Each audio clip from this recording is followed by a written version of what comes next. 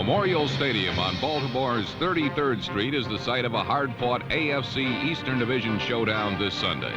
The Baltimore Colts host the surprising Dolphins of Don Shula, a team that has bested Baltimore 6 out of the last 7 meetings. In 1981, Miami is pro football's winningest team, having won 7 in a row, counting the preseason. The game has special meaning for Shula, for he once guided Baltimore to a Super Bowl, and 12 years later, his son David is a reserve wide receiver for the Colts. Only a decade ago, young David was carrying his father's clipboard, and undoubtedly he'd like to perform well for his old man. His father would like to see him do well, but not too well.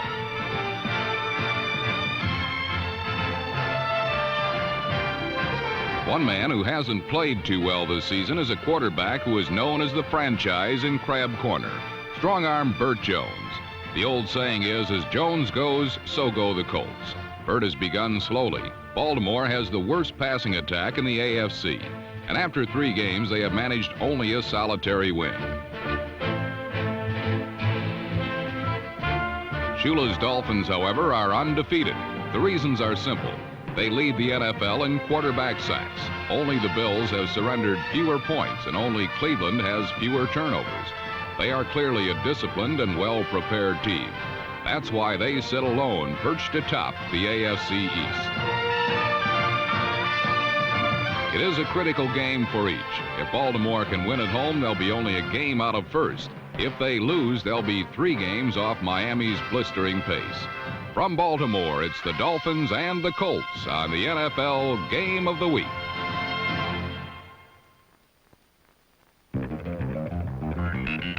Critics termed this season a rebuilding year for Miami. Their sentiments echoed a common theme. Shula is wise in the ways of winning, but his squad is just too young. They were partially right. Shula is smart, but his inexperienced team has proven quick to learn.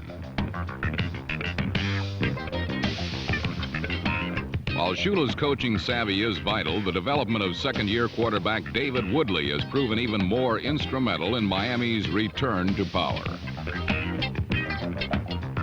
Woodley, a la his predecessor Bob Greasy, has a nice passing touch, but he possesses another dimension, maneuverability. In the Dolphin offense, Greasy analyzes from the press box. Shula calls the plays, and Woodley makes both of them look great. On the final play of the drive, both made Woodley look great as a single coverage on number 32, Tony Vigorito, was spotted by Greasy, exploited by Shula, and capitalized on by young Woodley.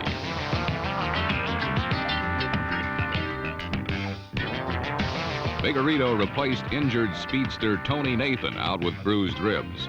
A replay shows that Woodley threw a perfect ball, and despite safety Bruce Laird's blanket coverage, there was just no way to avert the score.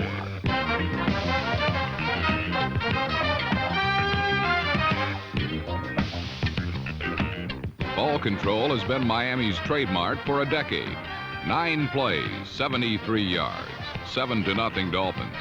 The first possession for a visiting team is a critical one, and Miami had quickly set the tempo. The Dolphins had taken the lead, but in 1981, Colt fans have taken heart. It has been quite some time since Baltimore has performed miracles on 33rd Street. But this season, some new faces have shown up in Baltimore uniforms to inspire the Colt faithful.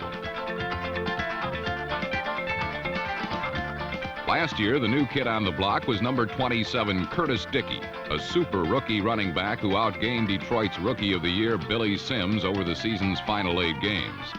This year, the new man is number 32, Randy McMillan.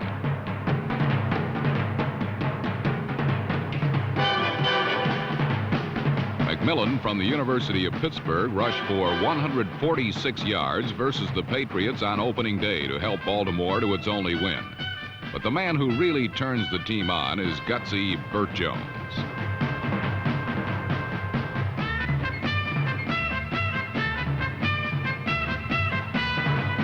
Jones' first down was followed by a sad turn of events. Jones was shaken up. The Colts were penalized, and then Burt was intercepted.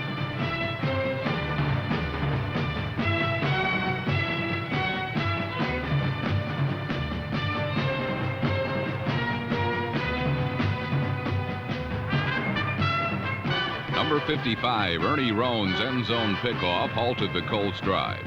And a repeat reveals that Jones' play-action fake fooled no one.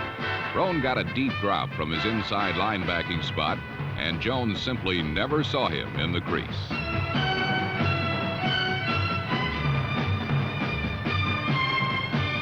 It was Jones who made the tackle, and his reaction afterwards best revealed the Colts' state of mind near the end of the first quarter.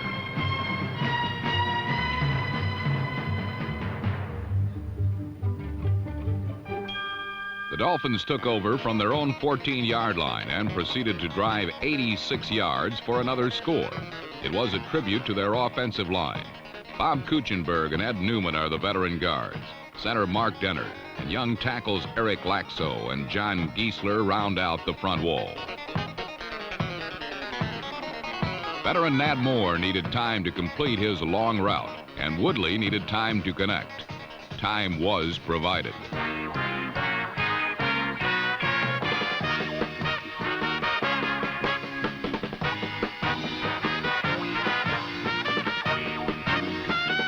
Nat Moore finally went down after picking up 48 yards, and then Woodley, who wouldn't be sacked once in the entire game, relaxed behind the solid Dolphin front and picked on Bruce Laird once more.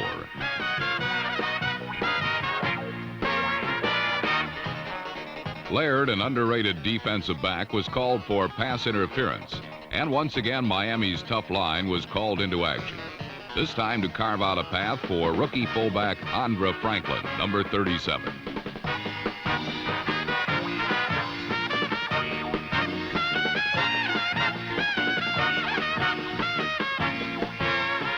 Franklin's 10-yard run behind solid blocking extended Miami's lead to a pair of touchdowns.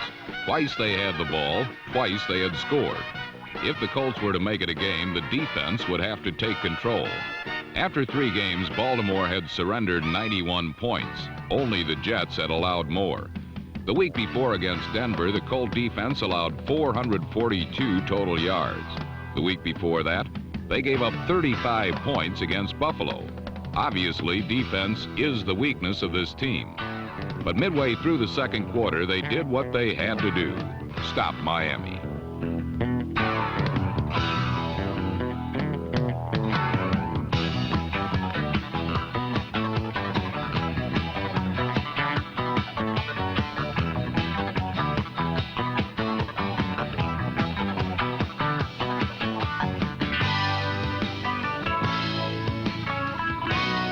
Miami's defense, however, has been outstanding all year long.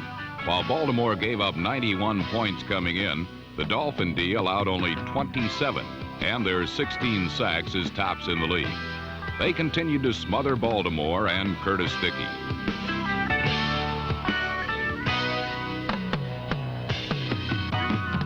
Hard hitting made scoring difficult, yet each team hurt itself by letting opportunities slip away. Baltimore had a sure 6 points, but number 80 Ray Butler could not quite catch up to a Burt Jones speeding bullet.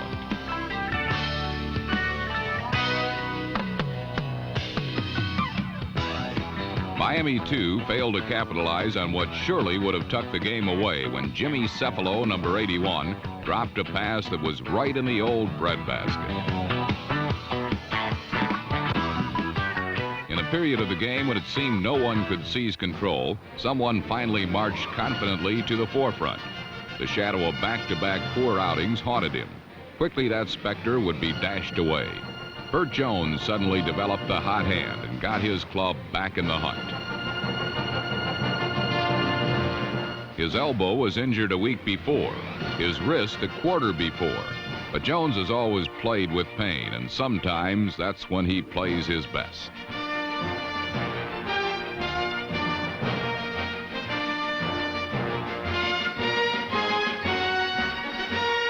Ray Butler caught up to the speeding bullet this time, and another look shows quite simply that no one in football throws a tighter, more accurate spiral when he's on than Burt Jones.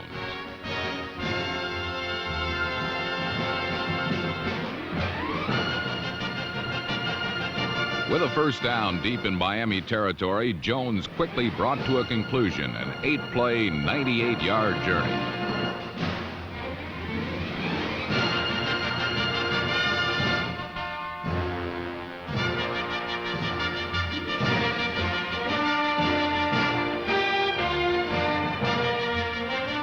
Curtis Dickey narrowed the Dolphin lead to 7, but the real reason for the play's success was Jones. First, Jones looked left to direct the safety's attention away from Dickey. Then his maneuverability bought him time, and a perfect throw bought him 6.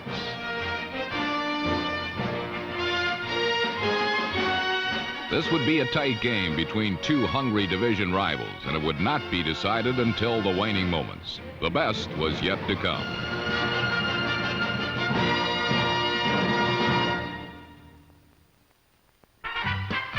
You can see it in his walk. Call it a swagger if you will. It's confidence, and Burt Jones has it. When Jones is at the controls of Baltimore's offense, the Colts feel they can score on anyone.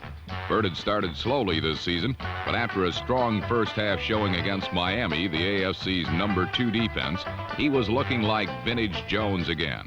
And as the third quarter began, the kid from the Bayou set out to trim the Dolphins' 14-7 advantage.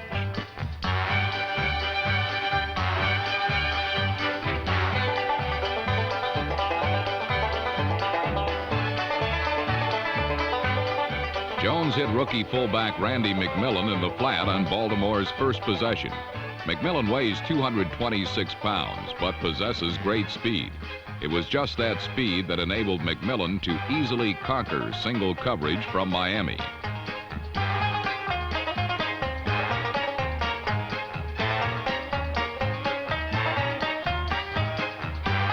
Two plays later, it was Jones to Raymond Butler, and suddenly the Colts and Dolphins were deadlocked.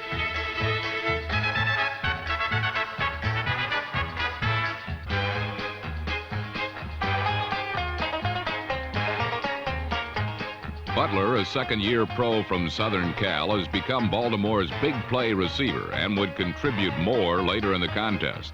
Another look reveals that he ran a tough corner pattern to get open, while Jones threw over 3 Dolphin defenders to complete the score.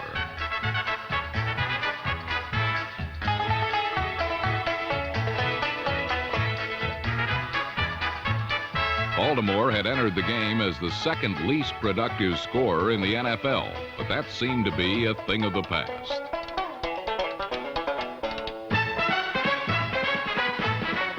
Now the young Colt defense braced themselves for the inevitable Dolphin rebuttal, and it came quickly.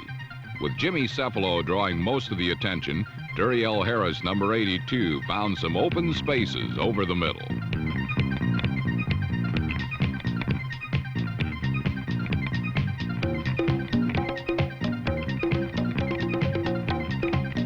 Miami then turned to number 36, fullback Steve Howell, recently reacquired after a short preseason stay with the Philadelphia Eagles. The Dolphins were glad to have him back.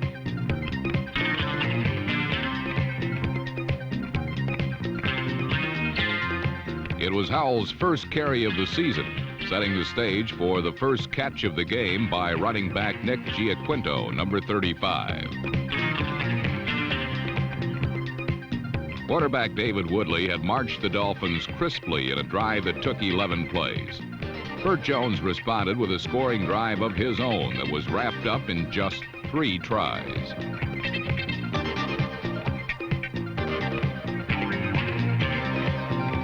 Once more, it was Ray Butler on the receiving end as the Colts tied the game at 21 apiece. Coming in, Butler had caught only 2 passes for 20 yards. This 67-yarder helped inflate those numbers considerably. Another angle of the touchdown shows that Burt Jones never saw the completion of the play. A late hit had sent him to the turf, but the crowd let him know he had done something right.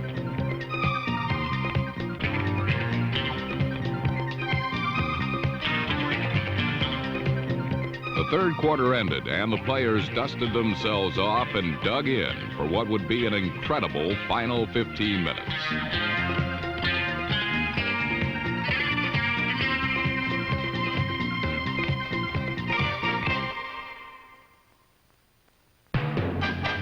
The Colts have one of the youngest defenses in football, talented but occasionally prone to making mistakes.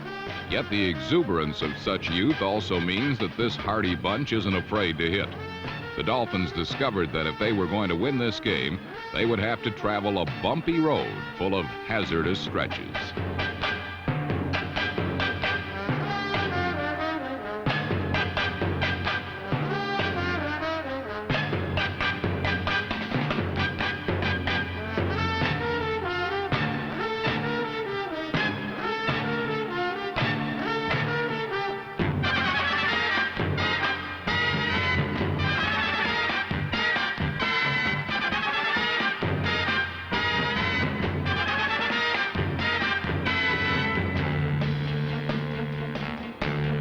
Colts shut him down for a while, but then David Woodley began to find the range again. First he went to Jimmy Cephalo, number 81, for a crucial gain.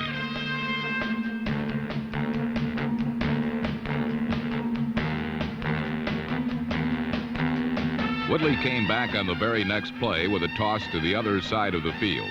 Nat Moore was there to handle the rest.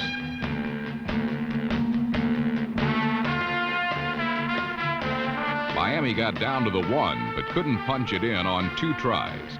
Finally, with 4th and goal, rookie Andra Franklin came through for his 2nd touchdown of the game. Miami had the lead once again, but it would be temporary. Curtis Dickey broke a run down the right sideline that appeared to be his 2nd touchdown of the afternoon.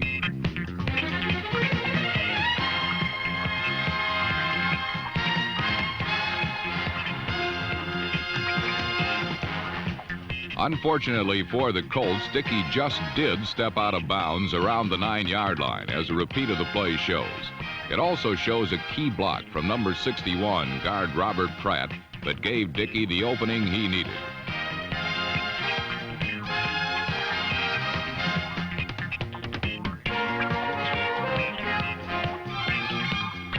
Inside the 5, the Dolphin defense was immovable, as fullback Randy McMillan discovered.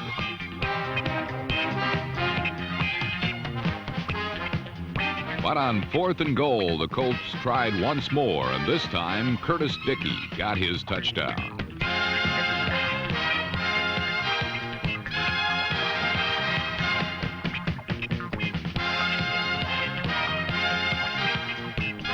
Dickey's 2nd score of the game tied things up with 4.5 minutes to go. But the Dolphins, as they had done before, would come back. David Woodley had been benched the week prior when he failed to move the team against the Oilers.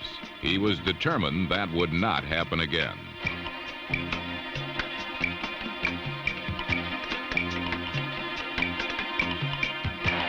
A remarkable catch from veteran Duriel Harris instantly put the Dolphins into scoring range.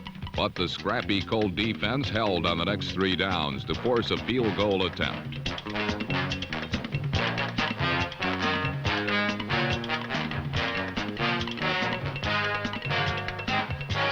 From 27 yards out, kicker Uwe von Schaman drilled it through to make it 31-28.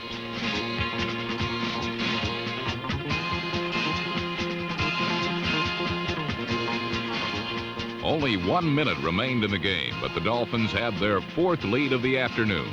Now they would have to protect von Schaman's points. To do it, they would have to thwart Burt Jones's last-second comeback feats he has made famous over the years.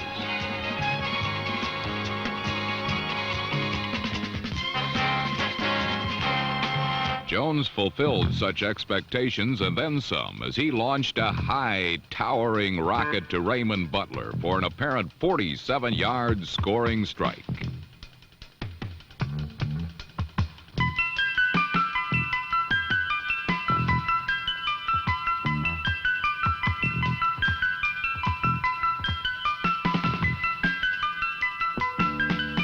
Butler beat double coverage to haul in what looked like his 3rd touchdown catch of the game. 31 seconds showed on the clock, and it looked like the Colts had pulled off a stirring upset.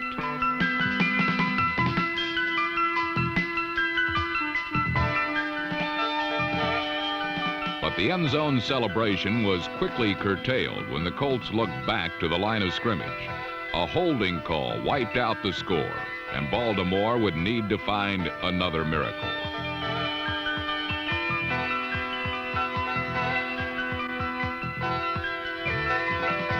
The Dolphins were determined to allow no such thing, and as the final seconds ticked away, Jones was still scrambling, looking for some way to pull it out. But Miami permitted no avenue of escape, and the Colts were finished.